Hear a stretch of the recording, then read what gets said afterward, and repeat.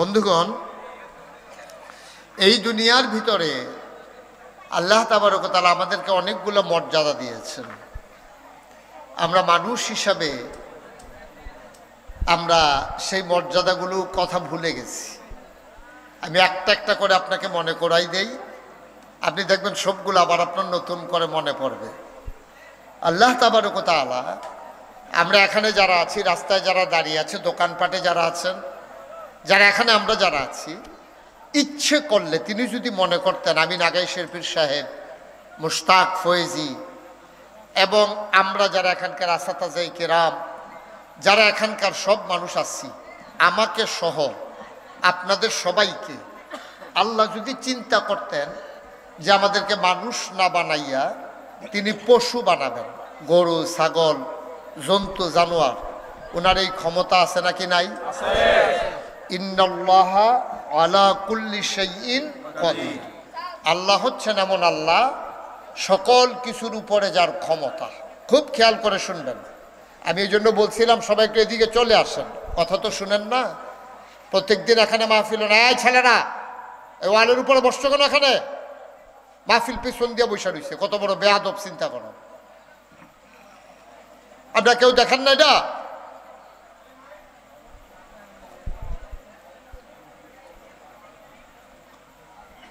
পড়েন আলহামদুলিল্লাহ, জুড়ে। তো যেই কথাটা বলতেছিলাম, এই ক্ষমতা, সকল ক্ষমতা কার? এটা কি মুখের কথা না অন্তরের কথা? আমরা বিশ্বাস করি সব ক্ষমতা যার হাতে, তিনি হচ্ছেন আল্লাহ। ইনিল হুকমু ইল্লা লিল্লাহ। ক্ষমতা শুধুমাত্র আল্লাহর। আমরা যে ক্ষমতা দেখাই, আমার দেশের মন্ত্রী এমপি, আমার দেশের রাজনৈতিক নেতৃবৃন্দ, আমার দেশের আমলা কামলা এবং অনেক ক্ষেত্রে ওলামায়ে কেরাম, আমরা যে ক্ষমতা দেখাই, এই ক্ষমতার মালিক আমরা না। সকল ক্ষমতার মালিক যিনি, তিনি কে? আল্লাহ। মাশাআল্লাহ, সবাই একটু জবাব দিয়েন। আমি লম্বা সময় আপনাদের কাছে তো ফ্যান দিয়ে আপনি এমনি ঘুরে রাখলে বসে দিচ্ছেন কীর্তন ফ্যান, এবার আরো করে গুল হইয়া বসে মোটামুটি যেন আর একটা ফোটার বাতাস যেন নাই। হ্যাঁ, ওয়াজ করি আমি, ফ্যানের বাতাস খায় তারা। কারবার দেখো, এরা বেশি কিছু কইলাম না। হ্যাঁ, আরেকটু পিছনে যান। হ্যাঁ, আরে ফ্যান ঠিক রাখো, তার আরে পিছিয়ে যেতে কইছি। এটার একটু সরাইলে তো, এটার যখন লাগিয়া জায়গায় এটার লাগে কি বিয়ে ফস করন লাগবো? হ্যাঁ ঠিক আছে, মুরব্বী বসেন। ঠিক আছে, পড়েন আলহামদুলিল্লাহ। কত হয়েছিল আমরা যেটা পড়ি সবাই মিলে জোরে পড়বো, বলেন আলহামদুলিল্লাহ। তো যেই কথাটা বলতেছিলাম, খুব খেয়াল করে শুনেন। তাহলে আমরা আমাদেরকে, আমি আমাকে সহ আপনারা যারা আছেন সবাইকে মানুষ বানাইছে কে? আল্লাহ। এই আল্লাহ যদি মনে করতো যে আমরা এখানে যারা আছি কাউরে আল্লাহ মানুষ বানাবেন না, তিনি জন্তু জানোয়ার বানাই দেবেন, পারবেন না? ক্ষমতা নাই? ক্ষমতা আছে। মানুষের মাঝ থেকে জন্তু জানোয়ার বানাইছে, এই ক্ষমতাও তো আল্লাহ প্রমাণ করে দিছে, প্রমাণ করে দিছে। সুতরাং আমাদেরকে আল্লাহ মানুষ বানাইলেন, গরু বানাইলেন না, ছাগল বানাইলেন না। শুধু এই কথাটা যদি আপনি মনে করেন, তাইলে আল্লাহর শুকরিয়া আদায়ের দরকার আছে নাকি নাই? 50 টাকা একবার 11 গ্রাম বাজারও আপনারা হাওলাত দিছে। এবারে দেখলে খালি কোন ভাই, সেই দিন আপনি টেহারা না দিলে যেই একটা বিপদও পড়ছিলাম। আপনার কথা কেমনে শুকরিয়া আদায় করে শেষ করতাম। আপনি সেদিন করতে আল্লাহ ফেরেস্তা হিসাবে আপনারা নামাইছে, আপনিও 50টা টেহা দিছিলেন, আমি যে আটকা ফুটে গেছিলাম গা। 50টা হাওলাত দিছে, একবারে না, একবারে না হাওলাত। আপনি আবার টেহারা দিয়ে ওলাইছেন। এরপরে আপনি এবার এত প্রশংসা করেন যে আল্লাহ আপনার এই জন্তু জানোয়ার না বানাইয়া মানুষ বানাইলো। আলহামদুলিল্লাহর পরেও কইতেন না? চারটিখানি কথা মনে করছেন, যেমন তেমন কথা মনে করছেন না, চারটিখানি কথা। মুসলমান মন দিয়ে শোনো রে ভাই, মানুষ করে বানানোর পরে তিনি ইচ্ছে করলে চোখের জায়গায় চোখ রেখে তিনি আমার দৃষ্টি শক্তি কেড়ে নিলে পারতেন, হাতের জায়গায় হাত রেখে হাতগুলাকে তিনি লোলা বানাই ফেললে পারতেন, কানের জায়গায় কান রেখে তিনি শোনার ক্ষমতা কেড়ে নিলে পারতেন। তিনি আমার পায়ের জায়গায় পা রেখে আমার হাঁটার ক্ষমতা কেড়ে নিলে পারতেন, তিনি তাও করলেন না। আপনাকে, আমাকে, আমাদের সবাইকে আমার আল্লাহ পরিপূর্ণ সুস্থ মানুষ বানিয়েছেন। পড়েন আলহামদুলিল্লাহ। যে লোকটা একটা পাও নাই, আপনি পাওলা মানুষ বুঝবেন না। আপনার আল্লাহ দুইটা পা দিছে, তো পায়ের মর্যাদা কত আপনি যে পা সেটা বুঝবেন না। যে একটা পাও নাই, একটা বাঁশের ইয়া বানায় অথবা স্ট্রেচার দিয়া যে লোকটা রাস্তায় হাঁটে, এবার আরে জিগাইয়েন, ও তোমার যে একটা পাও নাই কিরকম লাগে? এবারে অনেক সময় কান্দা দেয়, ফলাফানি কেমনে দৌড়াইয়া ফুটবল খেলতে আসে, আর আমি ভালো করে হাঁটতে পারি না। আরে না রে, নাই হইতো না, একটা পাও নাই দেখা এবার কুদুর ফরে ফরে হাউত আসবে। আপনার দুধে পাও আছে, আপনি বুঝেন নাই, গুরুত্ব আপনি বুঝেন নাই। আপনি একদিন কানে কানে একটা অন্ধ মানুষকে জিজ্ঞেস করেন, ভাই তুমি যে চোখে দেখো না কেমন লাগে? এবারে দেখবেন আপনি আঞ্জা দিয়ে ধরে কবে, ভাইও এই কথাটা কই আর আগুনটা জ্বালাইয়েন না, আমি তো কিচ্ছু দেখি না, আপনি তো সব দেখেন। আমার বউয়েরও আমি চিনি না, কথা কইলে বুঝি এটা যে আমার বউ, না হইলে আটটা গেলে মনে করি কেডায় একটা যায়, বেড়া না বেডে এটাও জানি না। চিন্তা করে দেখেন আল্লাহ তাবারক ওয়া তাআলা আমাদেরকে কত নিয়ামত দিচ্ছে, কত নিয়ামত। সুবহানাল্লাহ বলবেন না? মুসলমান আরো কত নিয়ামত দিয়েছেন তুমি এটা বুঝো নাই। এই পরিপূর্ণ মানুষ বানানোর পরে আপনাকে, আমাকে, আমার আল্লাহ ইচ্ছে করলে হিন্দুর ঘরে জন্ম দিলে পারতেন, ইহুদির ঘরে জন্ম দিলে পারতেন, খ্রিস্টানের ঘরে জন্ম দিলে পারতেন, তিনি তাও করলেন না। জন্মসূত্রেই আমাদেরকে মুসলমান বানিয়ে দিলেন। একটা লোক হিন্দুর ঘরে জন্ম নিয়ে যদি মুসলমান হইতে চায়, তার যে কি দুঃখ, তে বাপ বিল্লা লাউন লাগে, মা থাইকেও ডাক দিতে পারে না, বাপের সম্পদ এই বাহের ফুট তে অংশ পায় না ধর্ম চেঞ্জ করার কারণে। আপনি কি যেমন তেমন কথা মনে করছে? আপনি জন্মসূত্রেই মুসলমান হয়ে গেছে, এই জন্য আপনি মুসলমানের গুরুত্ব বুঝেন নাই। মুসলমান মুসলমান করে বানানোর পরে আদম আলাইহিস সালাম থেকে ঈসা নবী পর্যন্ত যে কোনো একজন নবীর উম্মত আপনাকে আল্লাহ বানাইলে পারতেন, কিন্তু আল্লাহ তাও করলেন না। দয়া করে, মায়া করে এমন একজন নবীর উম্মত বানাইলেন, যেই নবীর উম্মত হওয়ার জন্য সব নবী রাসূলরা পর্যন্ত পাগল ছিল, ঠিক কিনা? আপনি চাওয়াও লাগে নাই, আপনার আদর করে আল্লাহ শ্রেষ্ঠ নবীর উম্মত বানিয়ে দিয়েছেন। কোন শুকরিয়া আদায় করবেন আপনি? কোন শুকরিয়া আদায় করবেন? এই জন্য আমি প্রায় বলি, পৃথিবীর সব গাছ কলম বানাইয়া,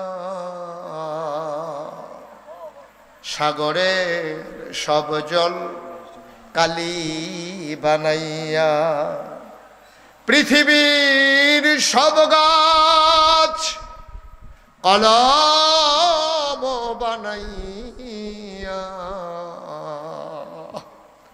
সাগরের সব জল কালি বানাইয়া, তোমার গুণ যদি লিখে যাই আমি, তোমার গুণ যদি লিখে যাই আমি, হবে না, হবে না শেষ হে অন্তর্যামী। শেষ করা যাবে? কত বড় আল্লাহ! জোরে সুরে মহব্বতের সাথে গলা ছেড়ে দিয়ে পড়ুন আল্লাহুম্মা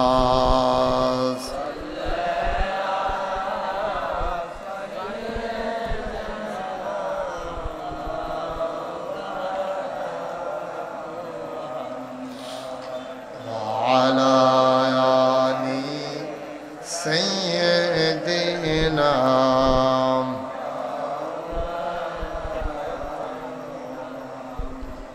आशिक हुइया और दुरूद माशुक तुम्हार मदीना आशिक हुइया और माशुक तुम्हार मदीना आशिक যদি হইতে পারো आशिक যদি হইতে পারো যাইবা সোনার মদিনায় আল্লাহুম্মা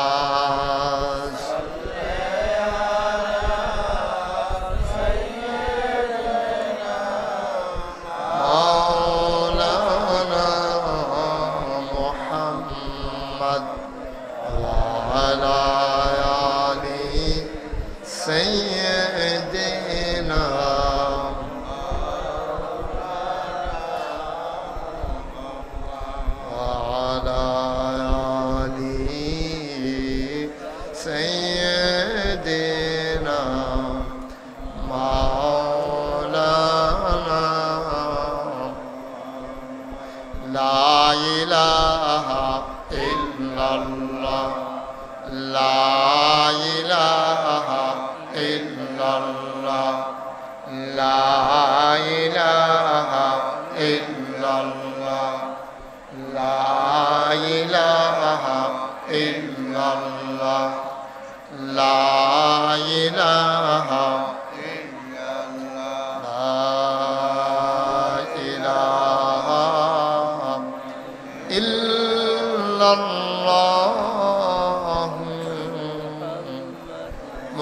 মুহাম্মাদুর রাসূলুল্লাহ সাল্লাল্লাহু আলাইহি ওয়াসাল্লাম আল্লাহুম্মা সাল্লি ওয়া সাল্লিম ওয়া বারিক আলাইহি সবাই পড়ি আলহামদুলিল্লাহ আলহামদুলিল্লাহ জোরে পড়ি আলহামদুলিল্লাহ আলহামদুলিল্লাহ আল্লাহ তাবারক ওয়া তাআলার দরবারে আমরা লাখ কোটি শুকরিয়া জ্ঞাপন করছি যিনি আমাদেরকে ঐতিহ্যবাহী ঐতিহ্যধন্য মারকাজুল হুদা তাহফিজুল কোরআন মাদ্রাসা ওই ইয়াতিমখানায় হাফেজ ছাত্রদের পাগড়ি প্রদান উপলক্ষে আজ ৪ঠা মে রোজ শনিবার বরকতময় দিন শেষে অন্ধকারের চাদর যখন পৃথিবী ঢেকে দিয়েছে জানান দিয়েছে রাত হয়ে গেছে যিনি আমাদেরকে আজকের এই মাহফিলে আসার বসার কিছু কথা শোনার সুযোগ করে দিলেন মা আলিশা মা আবুদের দরবারে না আবুদের শিখানো কালেমা দিয়ে চিৎকার করে সবাই পড়ি আলহামদুলিল্লাহ জনাব সাহেবে সদর আজকের এই মাহফিলের জনাব সভাপতি আলহাজ মোহাম্মদ খুরশেদ আলম সাহেব আজকের বিশেষ বক্তা হযরত মৌলানা মুফতি মুস্তফা আল হুসাইনি সাহেব হযরত মৌলানা হাফিজ মুখলিসুর রহমান সাহেব সহ অন্যান্য ওলামায়ে কেরাম প্রধান অতিথি বীর মুক্তিযোদ্ধা আলহাজ জাকারিয়া ম্যানেজার চেয়ারম্যান ২ নং ইউসুফপুর ইউনিয়ন পরিষদ আজকের অতিথি হিসেবে থাকার কথা এবং যার নাম দেওয়া হয়েছে আমার হৃদয়ের খুব কাছের মানুষ। আমি সৌদি আরব যখন সফরে গিয়েছিলাম মাহফিলে, যিনি বিশাল ভূমিকা রেখেছেন সেই আয়োজনে, সাংবাদিক মোহাম্মদ রুস্তম খান,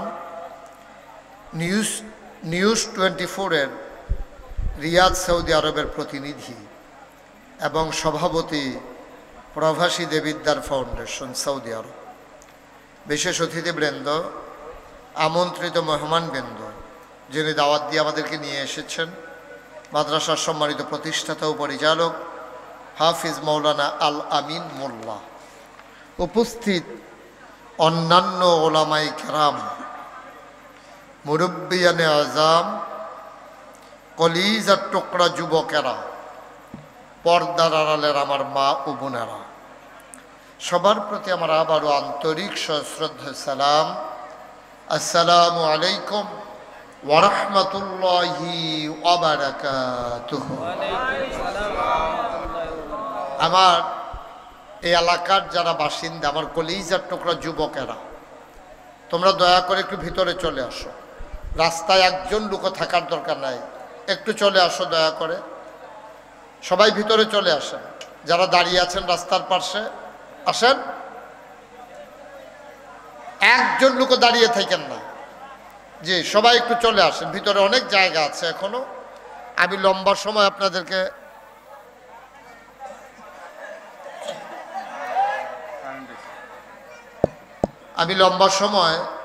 আপনাদেরকে কষ্ট দেব না।